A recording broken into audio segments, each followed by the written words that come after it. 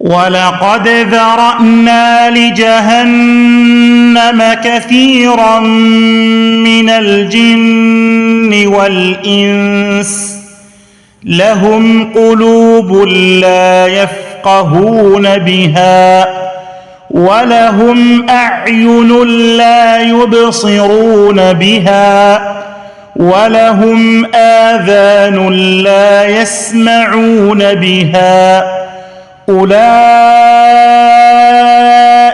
كالأنعام بل هم أضل أولئك